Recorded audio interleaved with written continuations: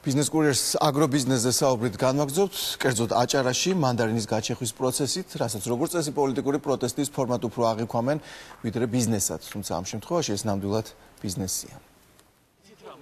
აჭარაში პირველი ზეთისხილის პლანტაცია გაჩეხილი მანდარინის ბაღის ადგილას გაშენდა. ძმებმა მჟავანაძეებმა ნიადაგიც შეისწავლეს და ბაზრის მოთხოვნებიც.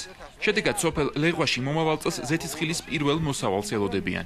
აქ ჩვენ გქონდა მანდარინის ჩემი წინაპრების მიერ გაშენებული მანდარინის ბაღი, მაგრამ დღევანდელი ეკონომიკური მდგომარეობიდან საერთო საბაზრო ღირებულებიდან გამომდინარე მანდარინმა უკვე თავისი ღირებულება და ფასი გაუფასურდა. ბოლო 10 წლებში მანდარინის მიმართ დაავადებებიც გაათმაგდა. ჩვენ მივიღეთ საოჯახო გადაწყვეტილება, ნამდვილად ღვთის საჩუქარია ზეთისხილი. ხარობს თითქმის ყველა ნიადაგში საქართველოს პირობებში. არის უაღრესად ყინვაგამძლე, აბსოლუტურად არავითარი დაავადებები არ ემართება. საწყის ეტაპზე 4 სახეობის მცენარე შემოიტანეს, საიდანაც სამომავლოდ საუკეთესო ჯიშს დატოვებენ. თითოეული გაზრდილი ნერგიდან 70 კილოგრამამდე მოსავალი უნდა მიიღონ. შედეგად ბაზარზე იმპორტირებულის გვერდით ქართული ზეთისხილი და მისგან მიღებული ზეთიც გაიყიდება. ძალიან დიდი პერსპექტივა აქვს ამ კულტურას ჩვენთან.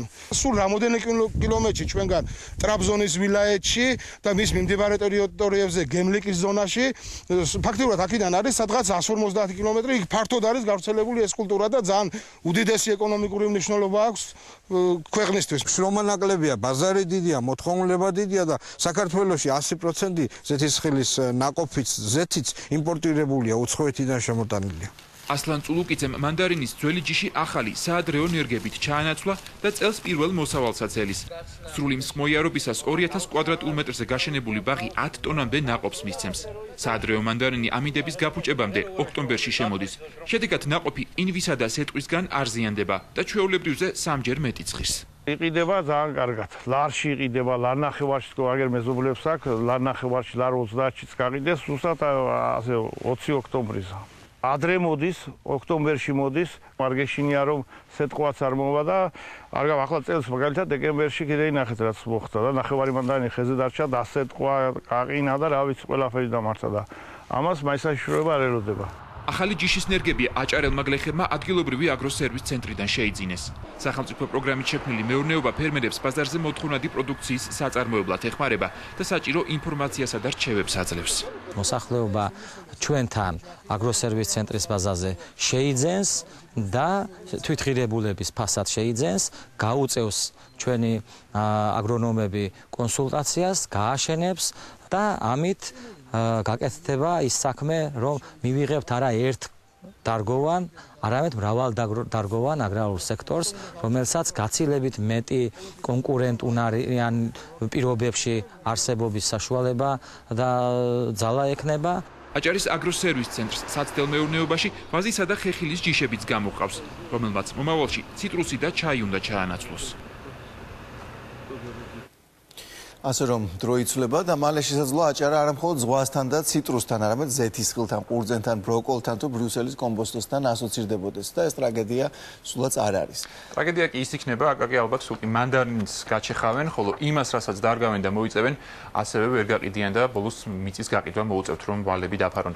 თუმცა ეს რომ არ მოხდეს, დონორები და კერძოდ გაერო და ევროკავშირი აჭარაში დახმარების ერთიან სისტემას ქმნიან, რაზეც ახლა სოფო ქემხაძე გაეროს განვითარების ფონდიდან ისაუბრებს და რა სოფო მოგესალმები და რა არის ის სქემა, რითაც თქვათ ასეთი ცვლილებების მსურველ მცირე ფერმერებს ეხმარებით. მეც მოგესალმებით, გამარჯობათ. უპირველეს ყოვლისა უღრმესი მადლობა სტუდიაში მოწვევისათვის და კიდევ უფრო დიდი მადლობა იმისათვის, რომ თქვენი გადაცემა ასოდენ დიდ ყურადღებას უთმობს სოფლის მეურნეობის თემატიკას. სოფლის მეურნეობა საქართველოში აქვს ძალიან დიდი პერსპექტივა და ჩვენ ყოველთვის ამას ვუსვამთ ხაზს. თუმცა რომ შევხედოთ მარტივ სტატისტიკას, ეს პოტენციალი ჯერ ქვეყანას სრულად არ აქვს გამოყენებული. ჩვენ სულ ვამბობთ, რომ დარგი, რომელიც ასაქმებს შრომითი ძალის 50%-ზე მეტს, ხოლო დაწარმოებს მთლიანი შიდა პროდუქტის 10%-ს. ეს ცალსახად მეუნიშნებს იმას, რომ საჭირო არის ქმედითი ზომების გატარება იმისათვის, რომ სოფლის მეურნეობამ მართლა შეასრულოს ქვეყნის ეკონომიკაში ის როლი, რაც მას შეუძლია რომ შეასრულოს. მაგრამ სოფო, ეს ინფორმაცია ეხლა არ მოგვიპოვები, ეს ინფორმაცია და სტატისტიკა გვაქვს წლებია და მთავრობა სულ ამას იძახის, რომ რაღაც უნდა გააკეთეს სოფლად, რომ იმიტომ იქ არის პოტენციალი, კი ბატონო. და არაერთი პროგრამა დაიგეგმა, განხორციელდა, ან ვერ განხორციელდა. რა ძირითადი ფაქტორი თქვენი შეფასებით დღევანდელი გადმოსახედიდან ანალიზით რა არის რის გამოც აი ამის გაცნობიერების მიუხედავად მთავრობისა თუ დონორების მხრიდან აი დღემდე ჩვენ ვერ დავინახეთ გარღვევა თქვა სოფლის მეურნეობაში რა შეაძ საქმე სოფლის მეურნეობა პრინციპში უნდა განვიხილოთ როგორც მრავალცნობიანი ფუნქცია. აქ არ არის მარტო ერთ რომელიმე ელემენტზე ლაპარაკი. აქ ჩვენ გვაქვს მთელ რიგ ფაქტორებზე საუბარი, რომლებიც ურთიერთდაკავშირებულია და ერთმანეთზე გავლენას ახდენენ. ის რაზეც თქვენ საუბრობდით სიუჟეტზე, ეს არის ახალი ტექნოლოგიები, ახალი ინფორმაცია, ცოდნის გადაცემა ფერმერებისათვის, ეს ძალიან მნიშვნელოვანი არის. ეს არის ძალიან მნიშვნელოვანი ელემენტი, რამაც რეალურად შეიძლება მნიშვნელოვნად განსაზღვროს სოფლის მეურნეობის განვითარების შემდგომი პერსპექტივა საქართველოში. და რაც დღეს ხდება ის, რომ ფერმერთა საინფორმაციო საკონსულტაციო მომსახურებას ექცევა განსაკუთრებული ყურადღება, ეს სწორედ მიუთნიშნებს იმას, რომ ეს ელემენტი არის დანახული სწორად და მასზე მიმდინარეობს მოდით ფერმერისთვის გასაგებად ვთქვათ. აი მე ვარ მოდი მაგალითი განვიხილოთ. მე ვარ მეციტრუსე აჭარიდან. რომელსაც აი კი ბატონო, აი დავძლი ეს კლიშეები, დავინახე რომ ვერ ვყიდი ამ მოძველებულ და დიდწილად გადაგვარებულ ჯიშს მანდარინის, რომელიც წლები არავის არ განუახლებია, იმიტომ რომ ის წვრილია, იმიტომ რომ ძვირიжდება მისი მოყვანა და შესაბამისად პროდუქტი საბოლოო ჯამში და გადავწყვიტე კი ბატონო ჩავანაცვლო ჯიშებით, მაგრამ აი მე ვთქვათ, ვინ მეტყვის რითი ჯობია ჩანაცვლება, იქნებ ზეთის ჩვენ ნახეთ რომ აი ზეთის ხილით ანაცვლებენ, იმიტომ რომ ხედავენ რომ თურქეთში თურმე იქ ეს კარგად იყიდება, მაგრამ თურქეთის სხვა სიტუაცია, ჩვენ და სხვა სიტუაცია, ვინ მეტყვის მე იმას რომ ზეთის ხილი ჯობია საბოლოო ჯამში ბრიუსელის კომბოსტო თუ კიდევ სხვა რამ და ამას რომ მირჩევს და მე მოვიყვან აი მე ვინ მომეხმარება ამ ახალი მყიდველის მოძიებაში იმიტომ აქამდე მანდარინს ვყიდი და ვიცოდი ვისთვის მიმეყიდა რომელიც ამ ახალ პროდუქტს იყიდის თქვენ შეძლებთ აი ამ თქვენი სისტემა რომელსაც ახლა აყალიბებთ აი ამ პრობლემების თუ კითხვების მოგვარებას თქვენ აბსოლუტურად სწორად დასვით აქცენტები. ახლა ინფორმაცია ძალიან მნიშვნელოვანი არის სოფლის მეურნეობაში. ინფორმაცია იმაზე თუ რა პროდუქტი რომელ ბაზარზე იყიდება, თუ რა პროდუქტი რა სტანდარტს უნდა აკმაყოფილებდეს ფასების შესახებ. სწორედ ამას ემსახურება საინფორმაციო საკონსულტაციო ცენტრები, რომლებიც ქვეყნის მასშტაბით არის გახსნილი და აგროსერვის ცენტრი, რომელიც თქვენ ნახეთ აჭარაში. და ჩვენს გაროს განვითარების პროგრამაც ევროკავშირთან ერთად სწორედ ამ მიმართულებით მუშაობს. სწორედ აგროსერვის ცენტრის ფუნქცია არის ის, რომ მიაწოდოს ფერმერებს ინფორმაცია იმის შესახებ თუ სად რა პერსპექტიული ბაზრები არის სხვადასხვა პროდუქციისათვის.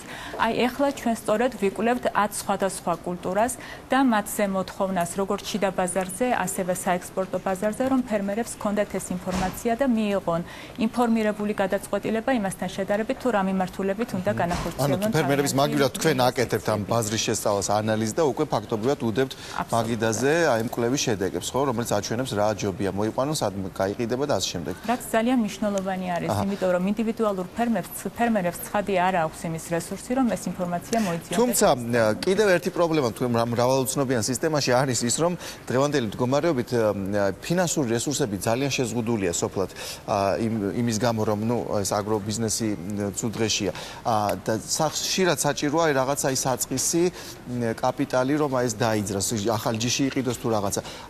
თქვენ აი ამ დახმარებას ინფორმაცია იქნება ახალი ჯიშები თუ ახალი ტექნოლოგიები უფასოდ მისცემთ მათ თუ ეს რაღაც შეღავათიან ფასად თუ რაღაც კრედიტით ან გრანტით დაეხმარებით მოდით ეს საკითხი გავმიჯნოთ ორ საკითხად. ერთი ეხება იმას, თუ ფერმერი რამდენად მზად არის გადაიხადოს ფული ინფორმაციაში ან ცოდნაში. არ არის მზად. და უნდა ვაღიარო, რომ დღეს საქართველოში მაინც დომინირებს მცირე ფერმერები და მათ ჯერჯერობით არ გააჩნიათ საკმარისი ფინანსური რესურსი იმისათვის, რომ ცოდნაში, ინფორმაციაში, კონსულტაციაში ფული გადაიხადონ და ეს გასაგებიც არის და პრინციპში ჩვენი დამოკიდებულება საკონსულტაციო და საინფორმაციო მომსახურების ანუ ექსტენსიო მომსახურების მიმართ არის რომ ეს არის გარკვეული საზოგადო სიკეთე და მისი არსებობა მნიშვნელოვანი არის, იმიტომ რომ და ის იქნება უფასო. თუმცა არსებობს მეორე ელემენტი, არსებობს გარკვეული სკეპტიციზმი, ასე ვთქვათ, ფერმერების შორის იმასთან დაკავშირებით, თუ რა შეიძლება მიიღონ მათ აი ამ საინფორმაციო საკონსულტაციო მომსახურებით. და მე რომ ვუყურებ ამ სკეპტიციზმის ძალიან მცირე ნაწილი არის ეს ტრადიციული ფერმერების სკეპტიციზმი. უფრო დიდი ნაწილი სწორედ უკავშირდება რესურსების შეზღუდულობას. რომ ფერმერი გვეკითხება ძალიან ხშირად, რომ გასაგებია მე შეიძლება მასწავლოთ როგორ მოუარო ჩემს ბაღს უკეთესად, მაგრამ მე ხომ არ მაქვს იმის რესურსი, რომ ვიყიდო ახალი ტექნოლოგიები ან შემოვიტანო ახალი ჯიშები და ასე შემდეგ. ამ შემთხვევაში ცხადია ერთი არის, რომ შეიძლება ვიმუშაოთ იმ მიმართულებით, რომ ფინანსური რესურსი უფრო ხელმისაწვდომი გახდეს ფერმერებისათვის.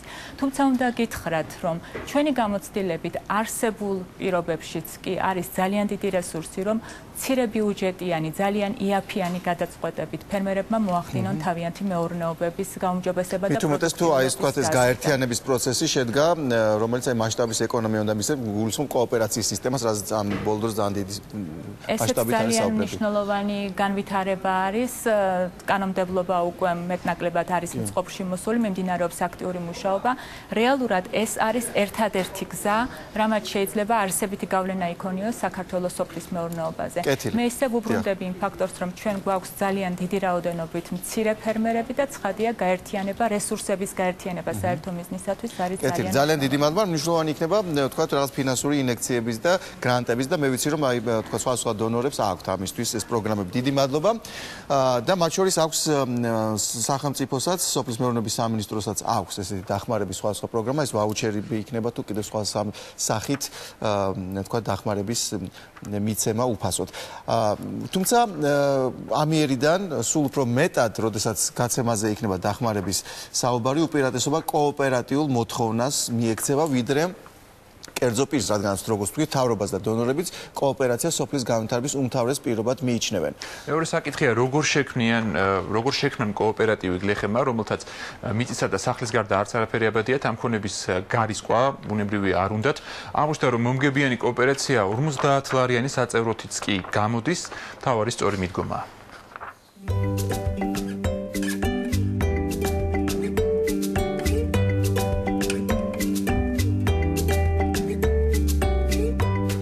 დავიწყეთ ვიღავით 6 კაცი დამფუძნებელი. დღესაც ვართ 26. მიუხედავად იმისა, რომ 2 წელი გავრიცხეთ კოოპერატივიდან. გავუშვით, იმიტომ რომ ეს კანონმდებლობით დადგენილია, თუ ის არ მონაწილეობს კოოპერატივის საქმიანობაში, ეს არ არის სააქციო საზოგადოება, რომ ფული ჩადოს და მერე ჩვენ დივიდენდები უგზავნოთ სახლში.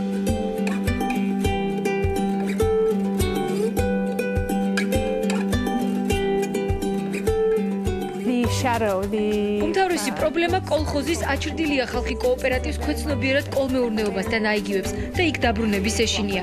ჩვენ ვუხსნით მათ, რომ კოოპერაცია სულაც არ ნიშნავს კოლმეურნეობას და საკუთრების დათმობას, არამედ თანამშრომლობას და ამ გზით მოგების გაზრდას, რომ ეს კეთილი ნების საკითხია.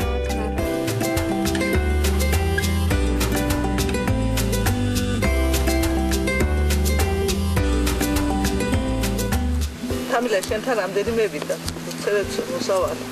ჩვენ ვგებულობთ ნებისმიერ რაოდენობის წვანილს და ადრე იყო ესე რომ მათ თქვათ დღეს უნდა მიეტანათ 200 კილო მწვანილი ვიღაც დამამზადებლებისთვის, რომელიღაც ფირმისთვის. 200 კილო მწვანის დამზადება სჭირდება დაახლოებით 8 კალი. 8 კალი ჯდება 160 ლარი. ეს 160 ლარი ენახება, იმიტომ რომ მას შეუძლია უკვე 5 დღის განმავლობაში კრიფოს ეს თავის წვანილი და ნელა მოიტანოს.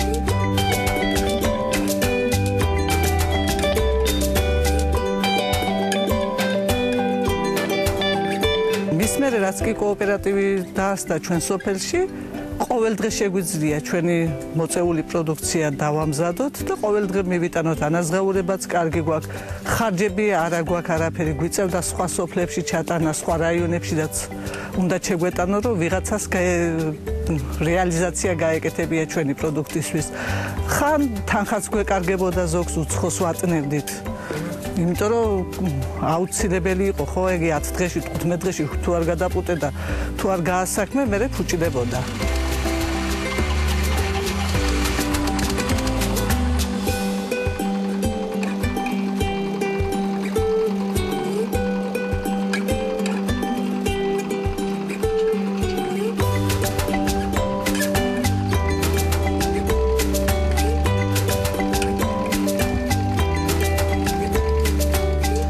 ამ სანაცვლო მეურნეობით ესე იგი ჩვენ ვახორციელებთ რეალიზაციას ჩვენი მეპაიების და არა მარტო მეპაიების პროდუქტისა ერთობლივად. ნოემბრის თვეში ხშირია შემთხვევები, რომ მოთხოვნა მწვანეზე არ არის და მწვანეს გაჩერება სათბურში არ შეიძლება ის უნდა გადაიკრიფოს. ამიტომ ძალიან ბევრ შემთხვევაში ნებისმიერ დღეს რომ კითხოს მათ გქონიათ 500-300 ლარის ხარჯი და მწვანე გადაუღრიათ. ბაზარზე არ იყიდება, იმიტომ რომ ჭარბად არის, ფასი არ აქვს და ამდენად ხრის. ჩვენ მათ დავაზობ და ვაკეთებ, წელს უკვე დავიწყეთ ეს ისა, რომ მათ კრეფენ ამ მწვანეს, შემოვაგთ ჩვენს იმაში, ვინახავთ და როგორც კი დაიწყება მოთხოვნა მწვანეზე, ყიდით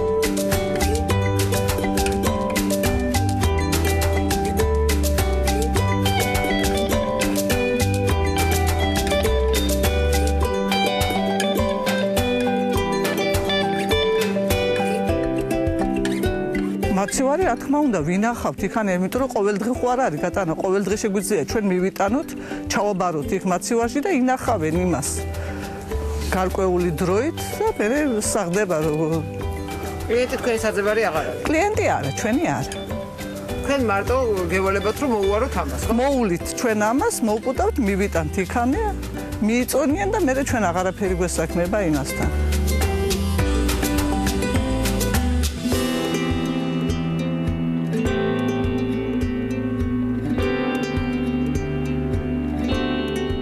ქართული აგროწარმოების განვითარების უმთავრეს გზად ჩვენს ორგანიზაციას ფერმერთა შორის კოოპერაცია ესახება. ამ გზით ისინი წარმოების მასშტაბის გაზრდას და ხარჯების შემცირებას შეძლებენ, რაც საბოლოოდ მათ პროდუქციას ფასით კონკურენტულს გახდის.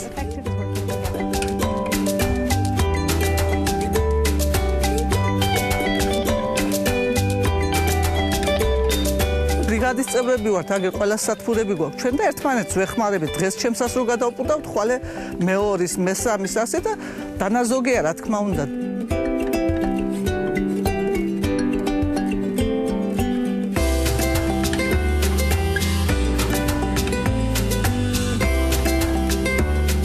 მეტი იქნება ესეთი კოოპერატივები. მე მოხდება კოოპერატივების გაერთიანების შექმნა და უფრო ძლიერები ვიქნებით. მარტო კაცი ამას ცოდაო ქართველებსაც. რა თქვა, ამდენად ჩვენ ცოდვა ვარ ჯერჯერობით, როცა მარტო ვარ. ამ ხელა სოფლებში დღიგემუთით ხაჭირი, ბარცანაღანები, მაღლაკი. ეს ყველა მემცვალების სოფლები.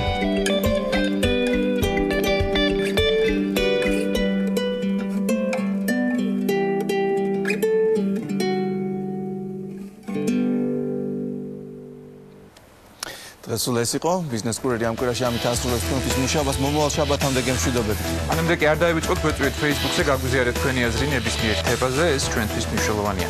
ახვამდის.